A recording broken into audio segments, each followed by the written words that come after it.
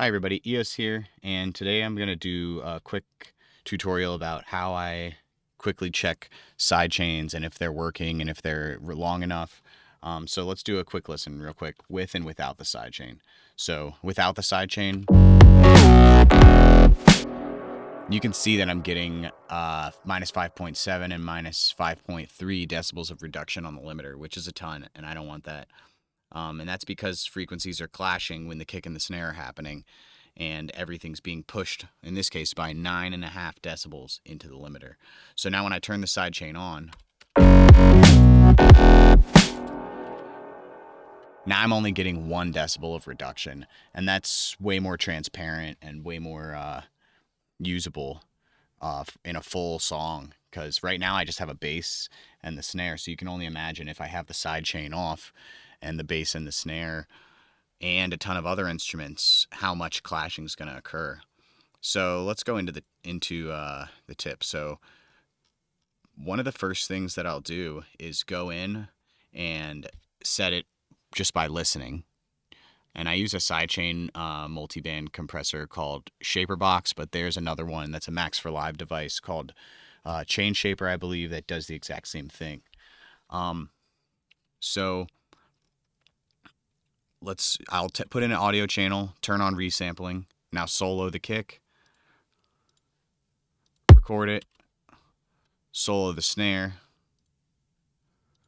record it, and now visually I can see kind of the envelope shape, but more importantly the overall length.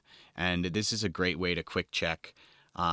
So right now I have the grid on 32nd note, and I'll turn it to 32nd note triplet grid because it's a little bit smaller of a grid, and I like seeing more of the divisions.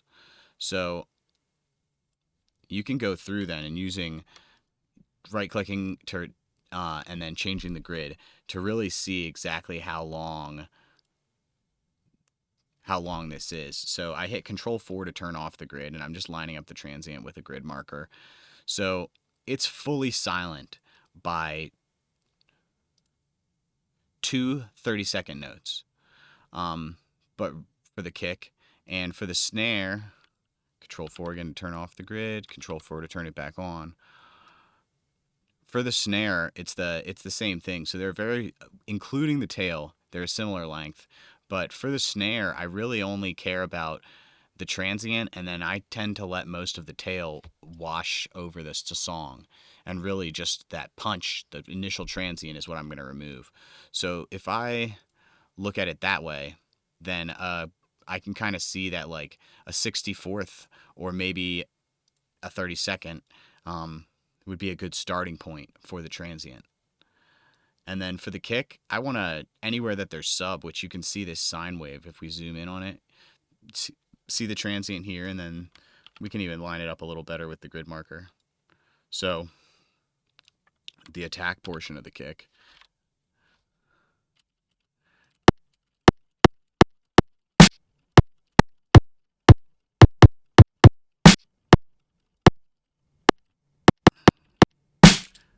so the attack portion of the kick there is very short. But then the sine wave, which is what I'm worried about clashing with my sub bass, is much longer. It's a whole 30-second note, a little bit longer. So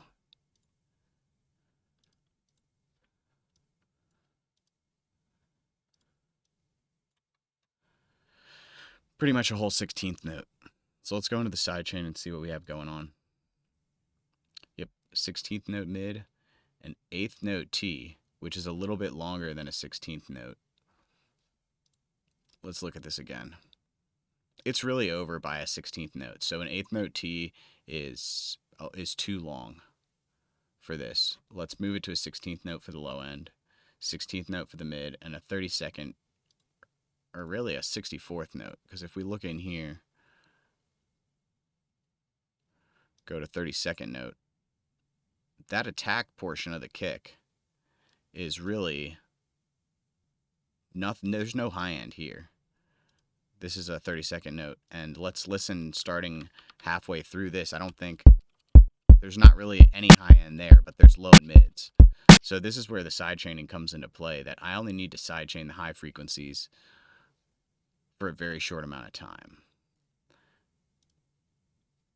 30-second note grid, half of that, really even half of that. So I'm going to go and change the high frequencies to 120, 1 over 128, because this would, up to here, would be half of a 30-second note, a 64th, and up to here is really where I'm getting audio to. And then we have to take into account the envelope as well. So that divides us almost in half again for the shape of where the high end actually goes to. And since sometimes I'll split the sidechain out and sidechain the sub and everything else separately and more intricately, but while I'm writing, to avoid having all of that routing in place, and oftentimes on the mastered track, I've started doing a kick and a snare sidechain on everything except for my drum group, and then sometimes a separate kick and snare sidechain on the percussion group. But that's some quick ways that I check out if my sidechain is working right, and I hope that was helpful.